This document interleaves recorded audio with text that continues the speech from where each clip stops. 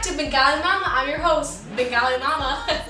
It's been a little while. I'm so glad to be back, and I don't know if you noticed, but I have this brand new kitchen island that my father-in-law built for me. I was away actually with my husband on the island of Isla Mujeres, which if you watched the last episode, if we filmed it there, and I showed you all about it, but he built me my own personal island. So my new episodes from now on are going to be filmed right here behind this island, and I'm glad that you can join me and be. Alright, I'm going to explain what we're going to make today. I did a lot of prep work because we have a lot to cover, but I don't want that to overwhelm you or intimidate you because it's really an amazing meal, and once you see how we do it, you'll be able to do it in your own kitchen. We're going to make turmeric tacos. Turmeric is a very punch-in-your-face spice. It's used in a lot of Indian and Bengali dishes. It's used in a lot of curries. It's just that bright, beautiful, yellow, golden color, and I love it. It's kind of the color of my living room. But anyways, we're going to make turmeric tacos, which is we're going to marinate the chicken in turmeric and other spices and just let that sit and marinate, and then we're going to cook it in the wok, and then we're going to put it in these buttery roti bread, which is kind of like naan or parathas. You know, there's just different kinds of Indian breads, and we're just going to choose those because they just complement each other well. And then on top of the turmeric tacos, we're going to make a carrot slaw, which is really cold and refreshing, and it goes on top and it complements the turmeric tacos really well. So let's get started. All right, what I have here is 2 boneless, skinless chicken breasts.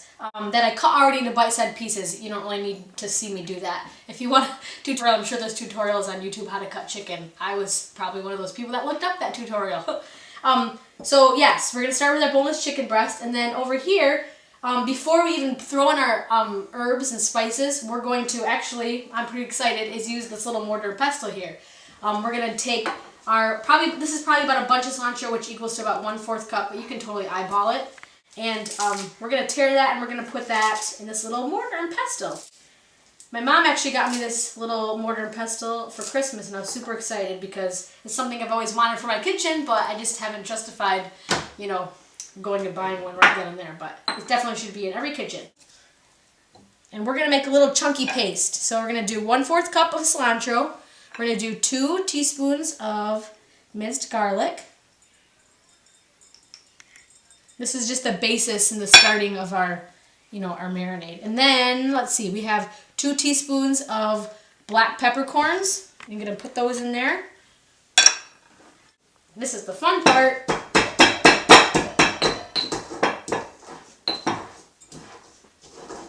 Alright, it doesn't have to be a completely soft paste like sauce. Just so it's chunky and it's in smaller pieces, and you've got the black pepper crushed a little bit, and it's marrying with that garlic, and they're all becoming best friends.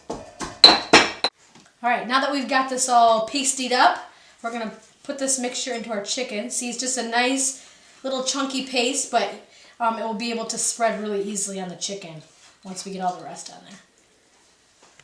We have our cilantro, black pepper, and garlic in here. Now we're going to add 2 tablespoons of brown sugar. If it comes out. Brown sugar just adds a little bit of sweetness to it. We're going to add our shining ingredient. This is our 2 tablespoons of turmeric. So we're going to toss that in here. And that's what's going to give the chicken that yellowish brown golden color. And our teaspoon of fish sauce. Smelly little bugger, but it does add a lot of extra flavor. For a second, let me show you. This is what the bottle it comes in. I get this at the Asian market. It comes in a cute little bottle, but if you can't find it just in your regular grocery stores, it will be an Asian or Indian store. So just want to make sure you knew about that. All right, time to get dirty. We have all of our ingredients poured into this chicken, and we would need to just start mixing it. You need to make sure that all the chicken is evenly coated and just gets covered in all that goodness, because you don't want one piece to get left behind.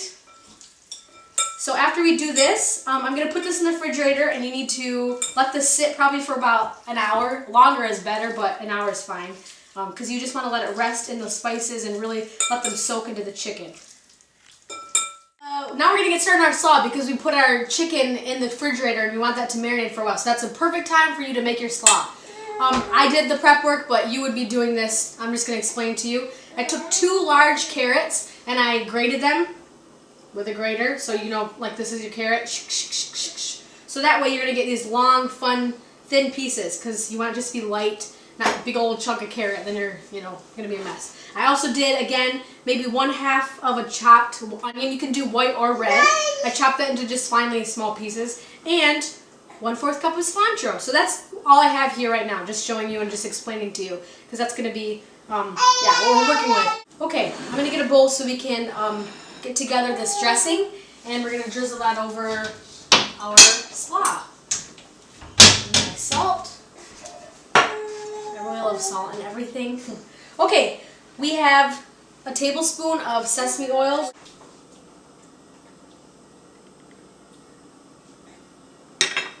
Then we have a teaspoon of lime juice.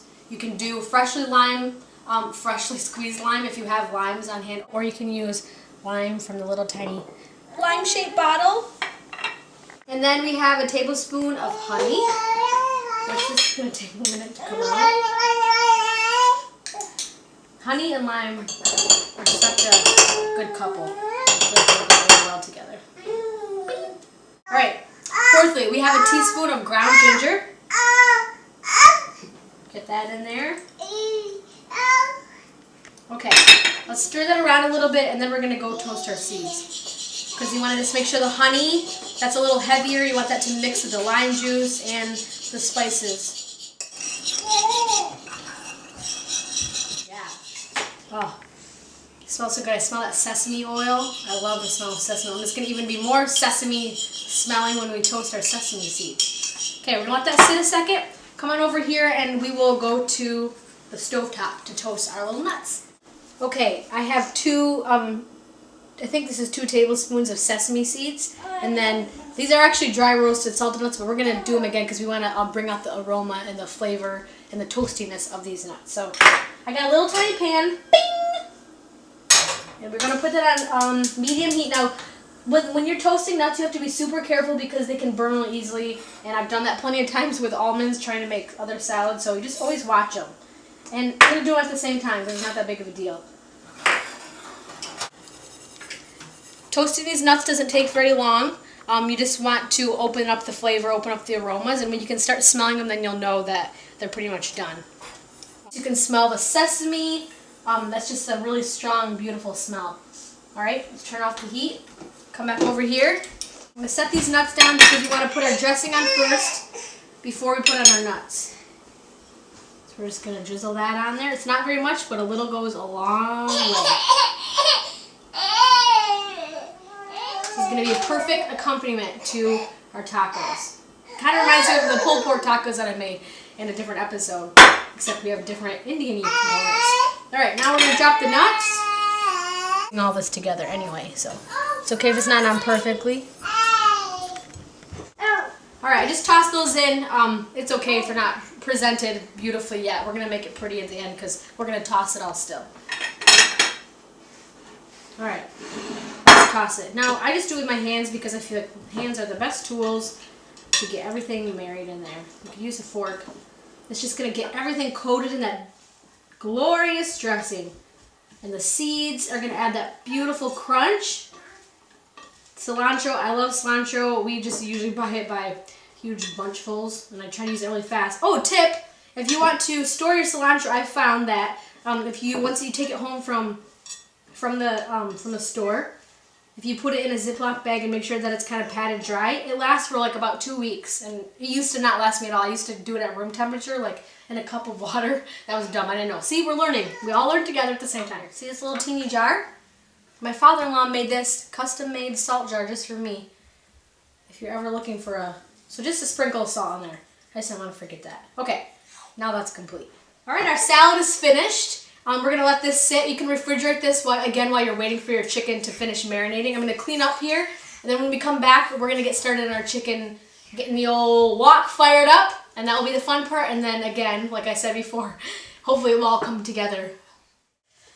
All right, you want to start with a hot wok, and I'm going to use a little sesame oil to just coat that. Let's go get the chicken out of the fridge.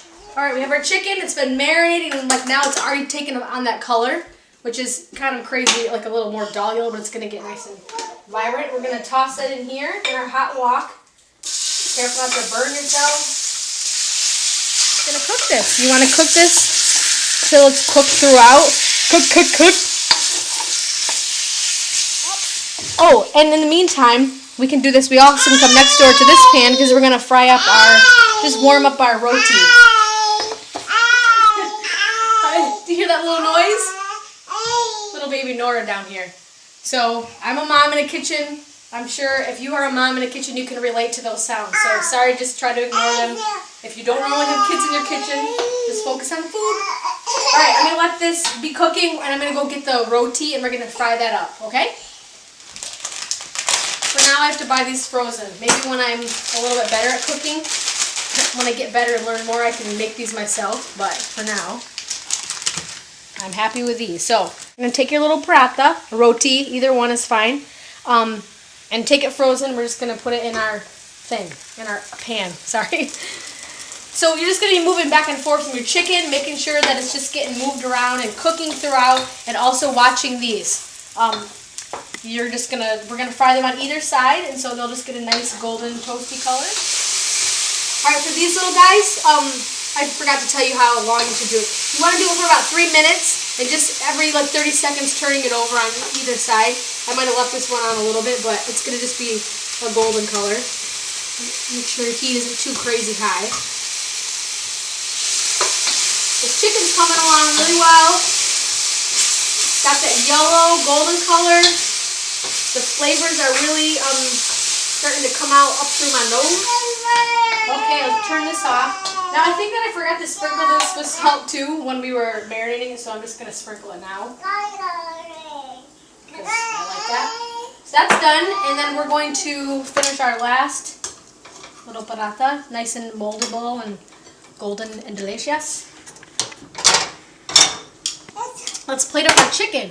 All right, we have our 2 more chicken plated. We have our slaw.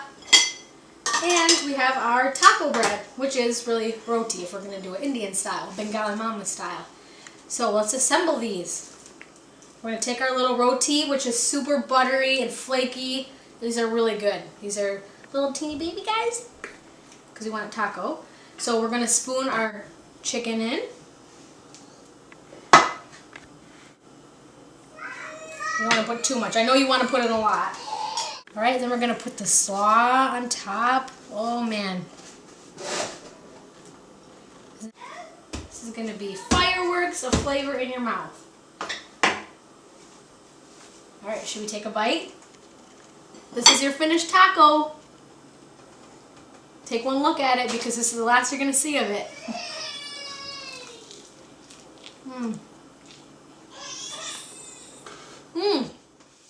Okay, these are very delicious. Not because I know what I'm doing, but because we just created something really fun in the kitchen together, and it turned out really good. That taco tastes super good with that flaky, buttery roti with the chicken, and just you get a big bite and just punch in your face. I know I say that, but that's what it feels like. You're getting a zap of flavor from that chicken, and that slaw really just tops it off really nicely. I'm gonna have another bite.